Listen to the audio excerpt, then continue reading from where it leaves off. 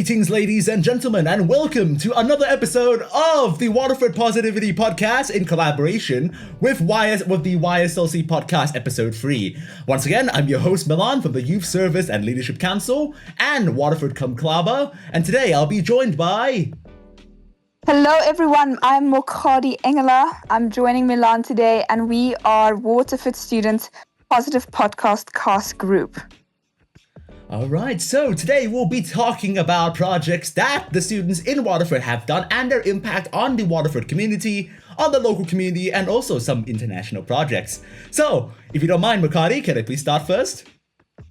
Of course, go ahead, Milan, tell us. Alright, so it's a mix of a local project, but also one within the Waterford community. So I'll be talking about the Global Affairs Society and Model Parliamentary Assembly. So what is GAS and what is MPA? So GAS is a group founded by IB2 students, which look forward to having students who are unable to take the global politics course, and also those who are interested in international relations to learn about key concepts in global politics, and also to discuss about the agenda that's going on around the world right now. And MPA is a club which is founded in collaboration between YSLC and MPA Thailand to simulate intergovernmental organizations, NGOs, and parliaments in Eswatini and in Waterford. So what MPA and GAS has been doing is that both MPA and GAS have been working together to help spread awareness with regards to topics going around the world right now. Meanwhile, the MPA club has also hosted a model Pan-African Parliament session, which they invited students from Mabane, and they brought them over to Waterford, in which they were able to also teach students on how the Pan-African Parliament works, a bit about the African Union, and they were also able to train these delegates to talk about issues relating to Africa at this moment. So, what about you, Mokgadi? Wow, that's an amazing initiative, and I think Waterford specifically has so many students trying to create new spaces and make new initiatives. We can hear one of these, the GAS, is actually this year's initiative, and there's every single year new things, like the Positive Podcast we're part of now started 2 years ago, and last year I am so lucky to be part of the Young Women Empowerment Consortium. And so this is a club, I would say. It's not a CAS. CAS, by the way, stands for Creativity, Activity and Sport. And it's a mandatory activity, part of the curriculum here at Waterford. And that's why our students are so service-minded at our school. And so for an extra club, I joined this consortium called YWEC, Young Women Empowerment Consortium, with a group of very beautifully impactful and empowered women on campus. I was IB1, and there were 2 IB2s and a Form 4. And so we were all from different groups being inspired by each other and learning from each other. And the goal of YWEC was to create a space for female-led clubs on campus to come together and collaborate, to come together and raise funds for the school specifically, and also have a central space for international funds to kind of flow through the right people to initiatives and projects that really need it. This year we're kind of reaching out. So my role in YWEC is membership. I'm head of membership, so I'm in charge of finding new clubs and initiatives and bringing heads of these clubs to our consortium. But this year we're kind of branching out. We're trying to find projects and clubs and initiatives in schools in the community.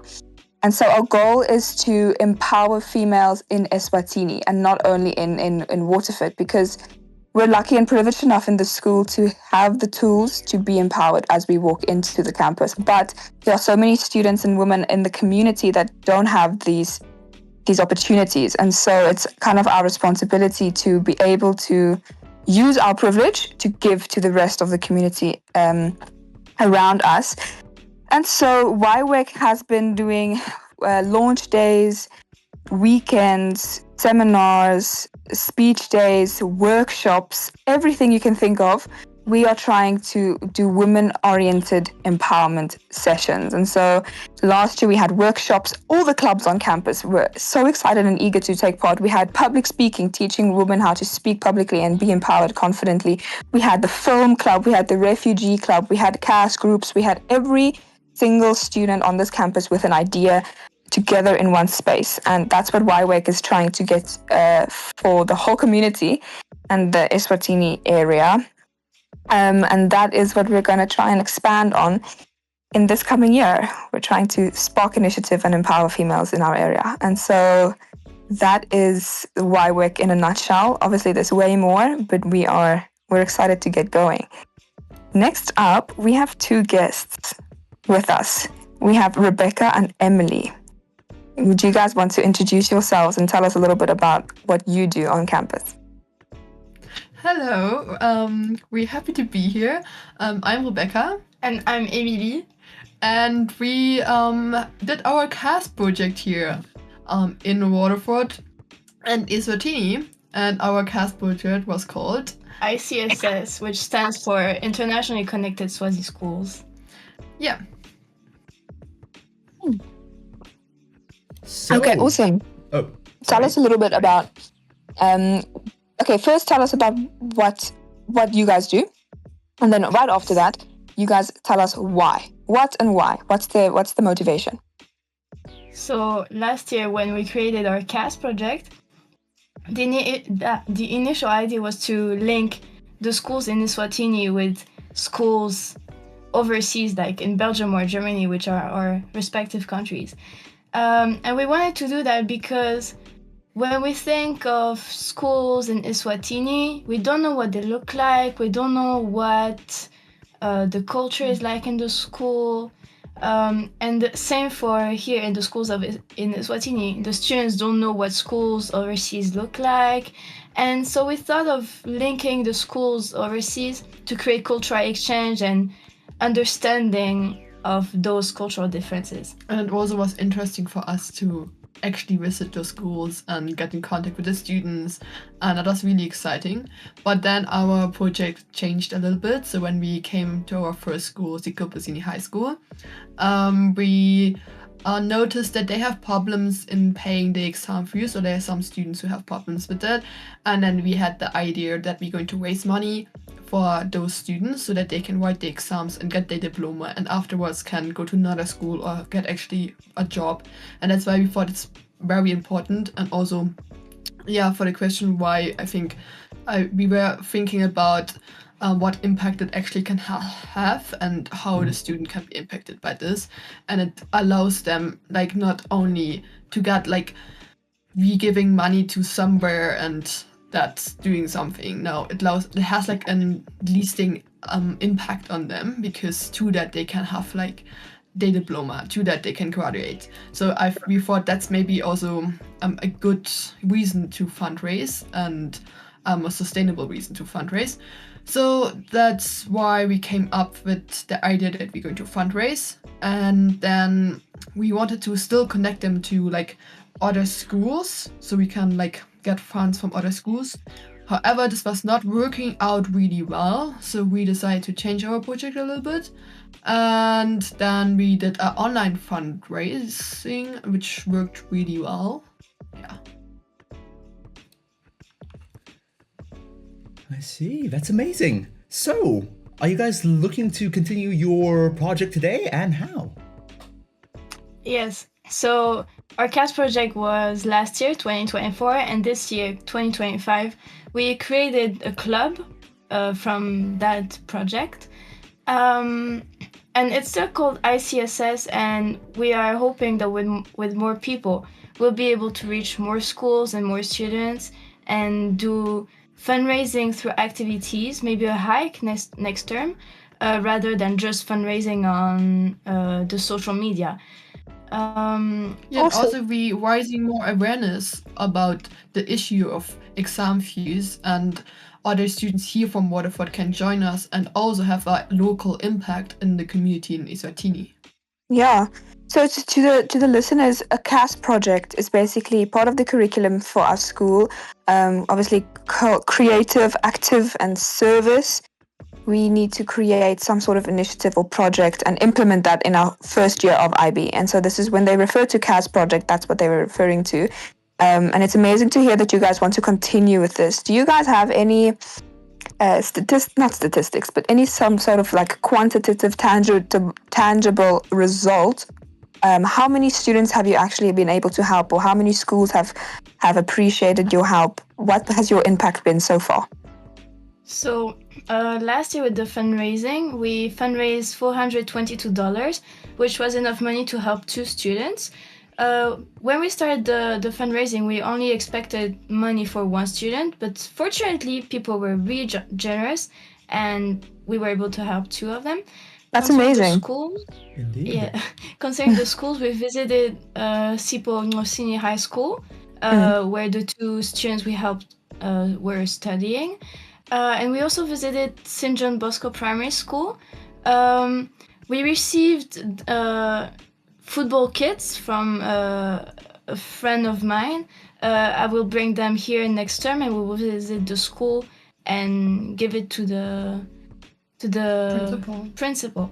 Because last year when we visited St. John Bosco, the principal told us that they really wanted a football team, and they were not able to go on football tournaments or similar things because they did not have jerseys, and without having like the same shirt they could not play, and no one could identify them being in the same team.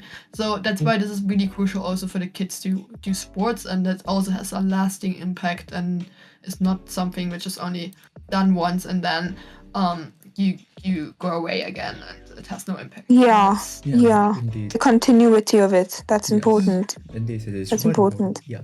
So, if you don't mind me asking a few questions as well. So, like, about the fundraising, on what platform were you guys using to do it? And with regards to this sports project that you would like to do, I'd like to ask, like, so, how are you guys planning to outsource those clothes for them? So the platform we used were GoFundMe.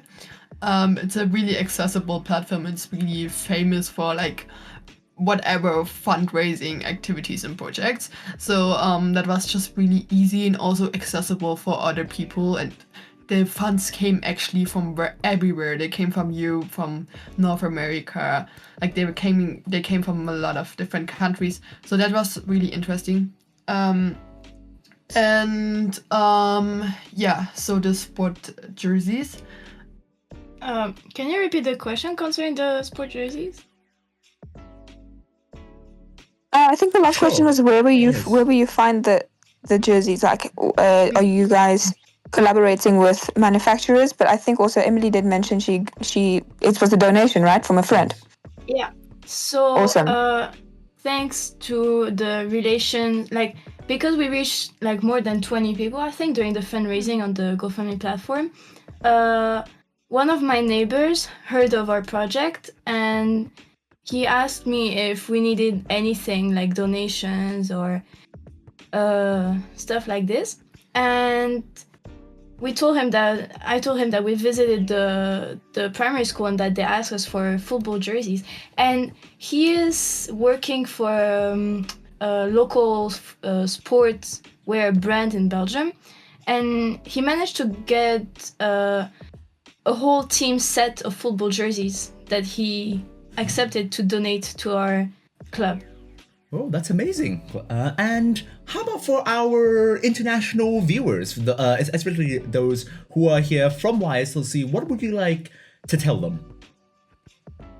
I think it's good to have an actual plan in the beginning what you want to do and have a vision, and then also to just start doing it, because sometimes it never something happens because it's just a big task, or you spend like a lot of time on planning and then you're actually not able to implement those things, and then things go different than you think they will go. Like for example, for us, so many things changed, and still I think our project in the end was really great, and we achieved even a better outcome than we first thought it's going to be. Yeah, so I would say if you have a project, accept the fact that its main goal can change, like big turn in your project, because it's normal, it's part of the process.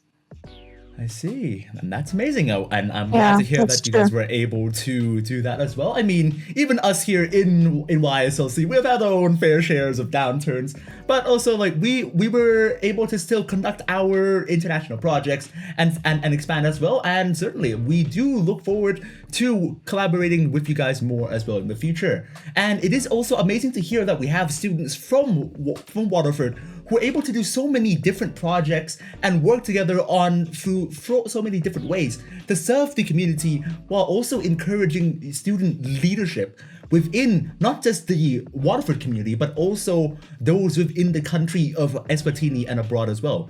Don't you agree with that, Mokgadi? Right. I think it's very important for students to know that it doesn't really matter where you find yourself or who you are. You can actually create an initiative.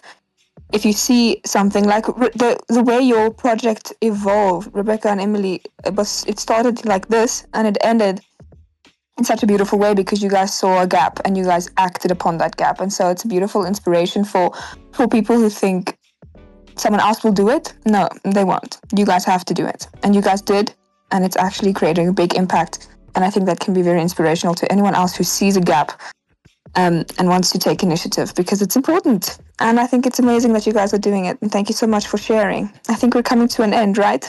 Yes, indeed we are. So, I would like to also thank very much to the viewers who are joining us here today on YSLC's, and I would like to also apologize to our viewers for having not posted in almost a year.